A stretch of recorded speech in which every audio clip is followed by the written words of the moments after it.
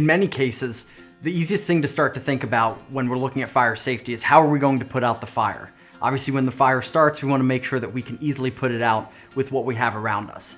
So what we'd like to start with today is the types of fire extinguishers we have and the types of fire extinguishers to use, and then some other easy things to do if there is a fire to make sure we can easily put it out.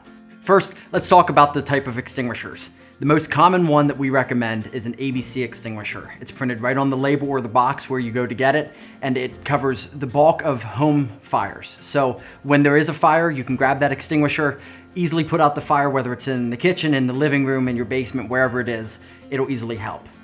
The fire extinguisher is used by the acronym PASS. So it's pull, aim, squeeze, and sweep.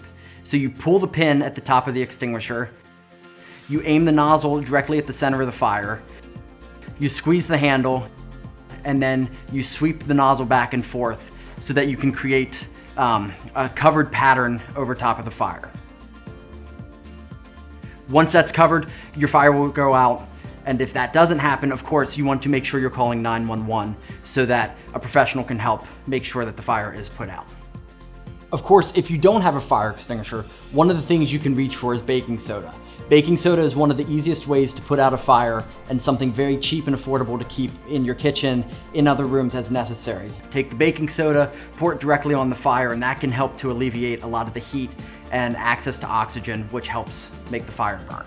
With fire extinguishers, one of the key things we want to make sure is that our fire extinguisher is working. So what we recommend is to get a checkup on your extinguisher every year. You can easily bring that in to Garden Spot Fire Rescue and we can help you go through to see if it needs replaced, if it needs recharged. One of the best ways to think about it when you're changing a battery for your smoke detector, bring in your extinguisher, we'll take a look at it for you and tell you what the best bet is to make sure it's properly working.